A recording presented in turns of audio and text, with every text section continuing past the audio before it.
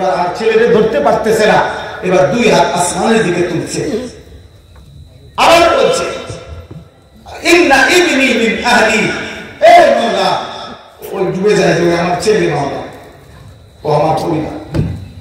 আর সাহস করতেছিল না নূহ নবী, এত বেশি বলার সাহস হচ্ছিল না যে আল্লাহ মাফ করে দেন। কেমনে কইব, না কাফের, কিন্তু এক দূর করতেছে মনের আল্লাহ দেখেন না, ও আমার ছেলে মাওলা। وأنت أحكم الحاكمين وإن وعدك الحق, আপনার ওয়াদা সত্য মাওলা, আপনি উত্তম ফয়সালা করেন। এই তখন আল্লাহ তাআলা কোরআনের আয়াত নাযিল করে বলছে ইয়া নূহ ইন্নাহু লাইসা মিন আহলিক, হে নবী নূহ সাবধান, আপনার এটা তোমার সন্তান না, ইন্নাহু আমালুন গায়রু সালিহ, এটা বেআমল সন্তান, নাফরমান পাপী মুমিনের সন্তান দিতে পারে না।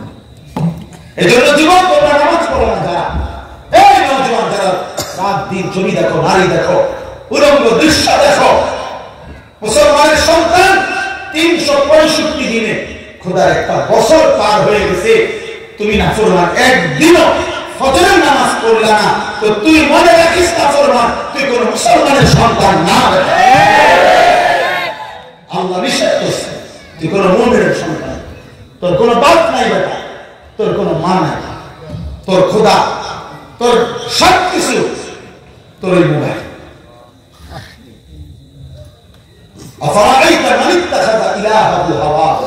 আল্লাহ কোরআনে বলছে যে তার মনের চাহিদাকে বানিয়েছে খোদা, আমার ইচ্ছাই আমার খোদা, আমার মনে যা চায় এই মুমিন হতে পারে, এই মুসলমানের সন্তান নয়। তাই বাদ নূহ আলাইহিস সালাম শেষ সেকেন্ড পর্যন্ত আল্লাহ তাআলা যখন বলছে ফালা তাসআলনি, এই যে আয়াতের শব্দ, আল্লাহ বলছে আমার কাছে এমন নাফরমান সন্তানের জন্য কিছু চেয়েও না। আপনার এই তখন নূহ আলাইহিস সালাম কিন্তু শেষ মুহূর্ত পর্যন্ত চেষ্টা করছে সন্তানকে ফেরত। কোরআন শরীফে সূরা ইব্রাহিমের মধ্যে আছে, আপনারা সবাই জানেন ইব্রাহিম আলাইহিস সালাম ওনার কলিজার টুকরা 84 বছর বয়সে চোখের পানি ফেলে যে সন্তান ইসমাঈল কোলের বাচ্চা পাইছিলেন, আল্লাহর দয়া, আল্লাহর আদেশে, সংক্ষেপে বলতেছি আর কি শুনুন, উনি ওনার স্ত্রী হাজেরা এবং ইসমাঈলকে, এই স্ত্রী সন্তানকে আরবের মক্কার ভূমিতে, তখন সেখানে একটা গাছ নাই, পানি নাই, ঘর নাই, বাড়ি নাই, বসবাসের কোনো জায়গা নাই, এরকম দুধু মরুভূমিতে একাকী শুধু একজন নারী আর একটা বাচ্চা, এই অবস্থায় যখন আল্লাহর ঘরের কাছে রেখে গেছে, তখন সেখানে চারদিকে তাকাইয়া দেখছে ইব্রাহিম আলাইহিস সালাম কোথাও কোনো জনমানুষ নাই, এক ফোঁটা পানি নাই, এক লোকমা খাবার নাই, একটা গাছ নাই, বসার জায়গা নাই।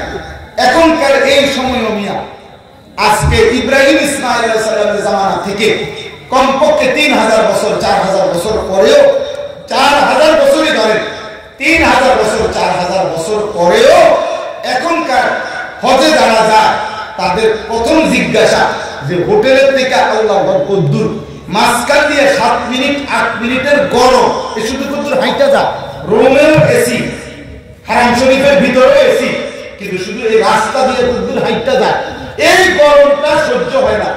কথার থেকে যদি একটু বেশি হয়, মুআল্লিমের 14 গোষ্ঠী না, মুআল্লিমের আরো মানুষ আছে, তারও উদ্ধার করে ফেলে যে এই গরমে কষ্ট দিলা কেন, এই রাস্তার এই গরমটা, এই কদ্দুর গরম সহ্য হয় না।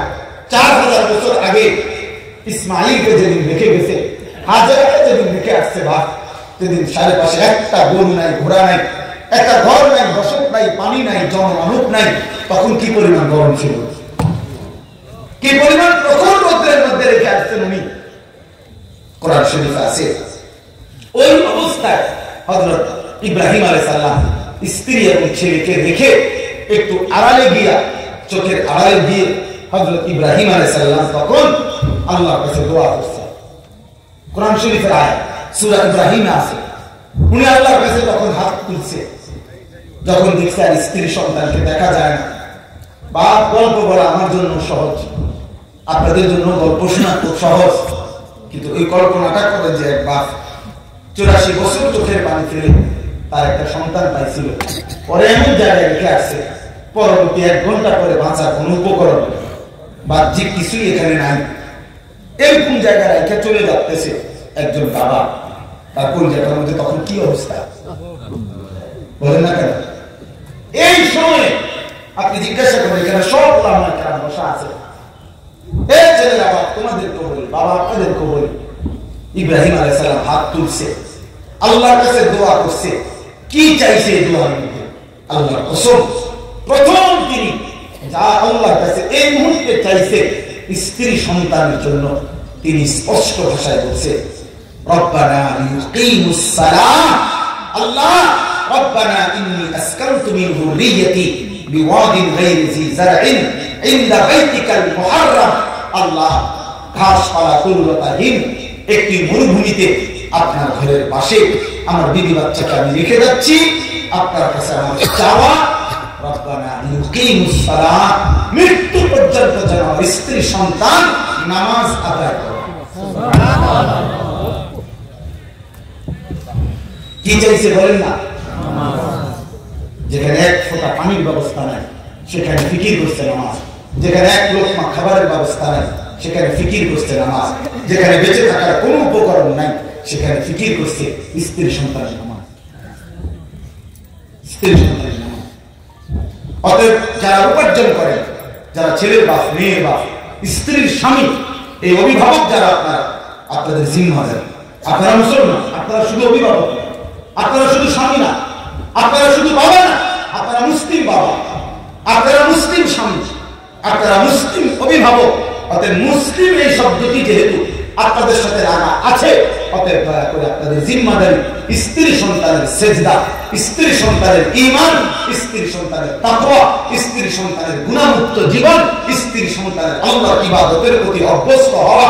খোদার কসম, ভাত প্রয়োজনে 2 বেলা খান, 1 বেলা খান, সোফা না থাকলে মাটিতে ঘুমান, খাট না থাকলে ফ্লোরে ঘুমান, আপনি তারপরও বিবি বাচ্চা, স্ত্রী সন্তানের ঈমান, আমল, নামাজ, সেজদা, আল্লাহর বন্দেগীর উপরে সর্বোচ্চ গুরুত্ব দিবেন। জান যায় যার আমার স্ত্রী সন্তান যেন বেনামাজি না হয়, এই হবে মুমিনের স্বপ্ন। বলেন ইনশাআল্লাহ, ইনশাআল্লাহ, ইনশাআল্লাহ, আশা করবেন ইনশাআল্লাহ। আমার বাপ, এবার আমার আয়াতের তরজমাটা বলি, আমার কথা শেষ। আমি শুধু এতগুলো কথা বলার পরে এবার একটা কথা হলো, এই যা বললাম আমাদের উচিত করণীয় যে কিশোর যুবক ছেলে, তোমাদের কি বললাম, প্রিয় ভাই, নষ্ট হয়ে নষ্ট হয়ে দোস্ত, মোবাইল থাকতে হবে। আমি বললাম এই বড় মোবাইল থাকবে না, ফেসবুক, ইউটিউব এগুলো থাকবে না। আমার বয়স 44 বছর, 44 বছর মাত্র বয়স আমার। এই 44 বছরে আমি ছোটবেলা থেকে অনেক কিছুই দেখছি অন্যায়। আমি টেলিগ্রাফ দেখছি, আগে ছোট কাগজে খবর আসতো, এগুলো অন্যায়। আগে ডাক টিকেট, পিয়নের চিঠি আমরা দেখছি, দেখো এগুলো আমার চলে না। আমরা ফিতাওয়ালা ক্যাসেট দেখছি, ফিতাওয়ালা ক্যাসেট, এগুলো এখন আর নাই। সিডি ক্যাসেট, চ্যাপ্টা চ্যাপ্টা গোল গোল ক্যাসেট ছিল, এগুলোর মধ্যে অনেক কিছু ছিল, এগুলো এখন নাই। এগুলো আপনার টেলিফোন এমনি অক্ষর ঘুরে ঘুরে ফোন করতো, এগুলো এখন আর নাই। তাহলে আমার এই ছোট্ট হায়াতে যদি 44 বছর, ছোটবেলার 10 বছর বাদ দেন, আমি কি এই সময় কিছু বুঝিয়ে নেই, তাহলে 10 বছরের পরে 34 বছরের ভিতরে যদি ফিতাওয়ালা ক্যাসেট ছিল নাই, সিডি ক্যাসেট ছিল নাই, টেলিগ্রাফ ছিল নাই, টেলিফোন ছিল নাই, এগুলোর প্রচলন বলতেই এখন আর নাই, তাহলে এই প্রযুক্তিগুলো যেহেতু পৃথিবী থেকে মাত্র 34 বছরে হারায় গেছে, কিশোর নওজোয়ান, আগামী 30 বছর আস্তে আস্তে তোমাদের বর্তমান প্রযুক্তিও অসংখ্যগুলো হারায় যাবে, পৃথিবী থেকে নিশ্চিহ্ন হয়ে যাবে। কিন্তু প্রিয় যুবক, রাত ভর জেগে যে গুলো ছবি দেখছো, নারী দেখছো, জিনা ব্যভিচারের দৃশ্য দেখছো, আল্লাহর কসম এই গুনাহগুলো যে বাম কাঁধে ফেরেশতা লিখে রাখছে, এগুলা তোমার হাসরের ময়দানে তোমার সামনে পড়ে শোনাবে। অতএব হয়তো ফেসবুক থাকবে না, কিন্তু তোমার গুনাহ এখানে থাকবে। হয়তো ইউটিউব থাকবে না, কিন্তু তোমার গুনাহ কিন্তু আমলনামায় জমা থাকবে। তুমি তখন কি করবা বাবা? তুমি মালিকের সঙ্গে কেমনে জবাব দিলা? কেমনে জবাব দিলা? সবার জন্য, আমার জন্য, আপনাদের জন্য দয়া করে নিজের খেয়াল, হাসলেও মরে যাবে এই কথাটা এখানে। এই পৃথিবীর চিরন্তন বাস্তবতা, চূড়ান্ত সত্য কথা, এক অনিবার্য বাস্তবতা হলো আমরা মরে যাব, আমাদের মৃত্যু হবে, আমাদের মৃত্যু হবে। আল্লাহ তাআলা বলছে, বান্দা আমি 4টা আয়াত পড়ছি, 26 নম্বর পারা সূরা কাফ, এই সূরা 50 নম্বর সূরা, মাত্র 4টা আয়াতের মধ্যে মূল বক্তব্য 2টা কথা। আল্লাহ তাআলা বলছে, বান্দা 24 ঘন্টা তুমি আমার 5টা জিনিসের তত্ত্বাবধানে আছো। সকলকে বলছি, তোমরা সকলেই আমার 5টি জিনিসের তত্ত্বাবধানে আছো। আর এই 5টি তত্ত্বাবধান থাকা অবস্থায় 4 নম্বর আয়াতের মধ্যে আল্লাহ বলছে, এই অবস্থায় থেকেই তোমাদের মৃত্যুর যন্ত্রণা হবে, তোমরা মৃত্যুবরণ করবে, যা থেকে তোমরা সকলেই পলায়ন করতে চেয়েছিলে, সেই সত্য, সেই মৃত্যু তোমাকে গ্রহণ করতে হবে। 5টা জিনিস কি? আল্লাহ বলছে, 1 নম্বর, ওয়ালাকাদ খালাকনাল ইনসান, তুমি 24 ঘন্টা মনে রেখো আমি তোমাকে বানাইছি, সৃষ্টি করেছি। আল্লাহ যেন আমারে বলতে জানিস আমি তোমাকে সৃষ্টি করেছি, আমার থেকে চুপবা কেন? কথা বলে না, কেমন চুপবে? আল্লাহ থেকে চুপবেন কিভাবে? সুযোগ আছে কোনো ভাই? আল্লাহ বলছে, মনে রেখো তোমাকে আমি সৃষ্টি করেছি, আমি তোমাকে সৃষ্টি করেছি, ভাই তুমি আমার বড় যত্নে করা। আমি সেই আল্লাহ যে চাইলে কোন বললে হয়ে যায়, 1 সেকেন্ড লাগে না, কোন কাফনুন পেশ কোন বললেই হয়ে যায়, এতটুকু বলতে হয় না। হাদিসের মধ্যে আছে, নবী সাল্লাল্লাহু আলাইহি ওয়াসাল্লাম বলেন, কেউ আল্লাহ যদি কিছু করতে চান তো কাফনুন পেশ কোন এটা পুরো বলতে হয় না, কাফ এবং নুন এর মাঝখানে থাকতে থাকতে হয়ে যায়। সুবহানাল্লাহ।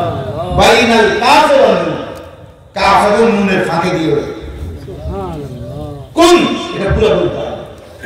যে মালিক এভাবে বললে হয়ে যায়, সে মালিক আমাকে আপনাকে 1 দিন না 2 দিন না 9টা মাস মায়ের অন্ধকার গর্ভে রেখে নিজের হাতে যত্ন করে চোখ, নাক, কান, হাত, পাও দিয়া সারা অঙ্গ সাজাইয়া আল্লাহ বলেন, আমি রব্বুল আলামিন নিজে একদিন দয়া করে এই পৃথিবীর আলো বাতাস আমি আল্লাহ তোমারে দেখতে দিছি।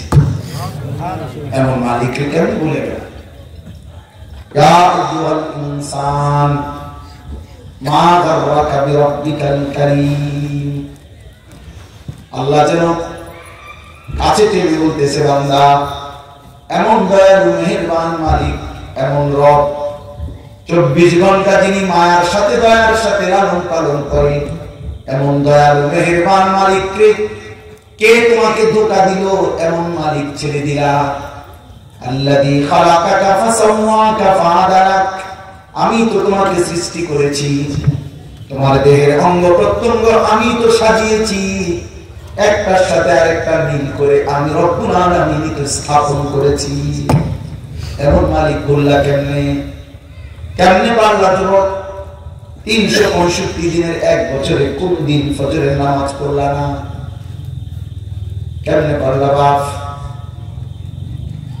কেমনে পারলেন? নবীজি বলছে যে ফজরের নামাজ পড়ে না সে মুনাফিক, কসম করে সে মুনাফিক। কোন ব্যক্তি মুমিন না মুনাফিক এটা চিহ্নিত করা হয় ফজরের নামাজ, জুমার নামাজ দিয়ে। জুমার নামাজের ফজিলত অনেক, কিন্তু মুমিন না মুনাফিক এটা পার্থক্য করার চিহ্ন হলো ফজর। ফজর কোন নামাজ? ফজর। ফজরের নামাজ। হযরত আব্দুল্লাহ ইবনে ওমর বলছেন, নবী সাল্লাল্লাহু আলাইহি ওয়াসাল্লামের জামানায় ফজরের অনুপস্থিতি দেখেই আমরা মুনাফিক চিনতাম, মুনাফিক চিনতাম।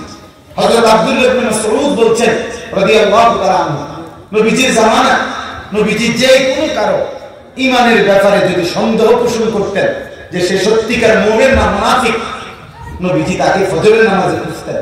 2 দিন 4 দিন ফজরের অনুপস্থিতি দেখলে নবীজি বলতেন, আমি তাকে এমনটাই ধারণা করেছি সে মুনাফিক। এজন্য কিশোর ভাই, নওজোয়ান ভাই, আর তোমরা নওজোয়ান, তোমাদের কাছে আমার অনুরোধ, আগামী দিনে এটা সত্য।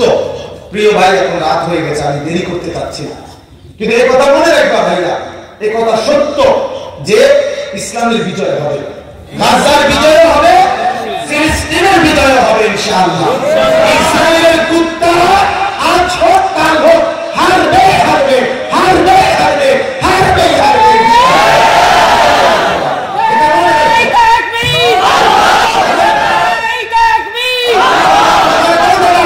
আমার কথা হলো মাহদীও বের হবে, আসবে, ঈসা আলাইহিস সালাম নামবে, দাজ্জালও বের হবে। ইহুদিরা দাজ্জালকে খোদা মেনে দাজ্জালের সঙ্গী হবে। মুমিন মাহদী এবং ঈসার পক্ষ নিয়ে দাজ্জাল এবং ইহুদিদের বিরুদ্ধে চূড়ান্ত লড়াই করে ইহুদিদের শেষ ব্যক্তিটাকে পাথরের ভিতর থেকে, গাছের আড়াল থেকে টাইনা বের করে হত্যা করবে। এরপরে কালেমার পতাকা উঠবে সারা পৃথিবীব্যাপী। আল্লাহর কসম, এই কথা স্পষ্ট আমার কাছে নির্ভরযোগ্য আরবি কিতাব আছে। মুসলমানদের ওই জামাতের দ্বারা মাহদী এবং ঈসা চূড়ান্ত যুদ্ধ করবে, দাজ্জালকে হত্যা করবে, ইহুদিদেরকে হত্যা করবে। মুসলমানের ওই বাহিনীর দ্বারা, ওই গ্রুপের দ্বারা যারা জুমা এবং ফজরের নামাজ বরাবর পড়ে, বরাবর আদায় করে, বরাবর আদায় করে। এজন্য ফজরের মুসল্লি যারা, মাহদীর সৈনিক তারা, ফজরের মুসল্লি যারা, দাজ্জালের বিরুদ্ধে লড়বে তারা, ফজরের মুসল্লি যারা, সারা পৃথিবীতে কালেমার পতাকা উড়াবে তারা। আজকে 30 বছরের নিচে যত নওজোয়ান, 30 বছরের নিচে যত যুবক, যত নওজোয়ান এখন এত আমাদেরকে সাক্ষী রেখে দিল দিয়ে আগামী দিনের ইসলামের জন্য, কালেমার জন্য নিয়ত করে ইসলামের পতাকা উড়াবার স্বপ্ন নিয়ে আজকের থেকে ফজরের নামাজ পড়বা, এই নিয়ত করে 30 বছরের নিচে ছেড়ে যায় তারা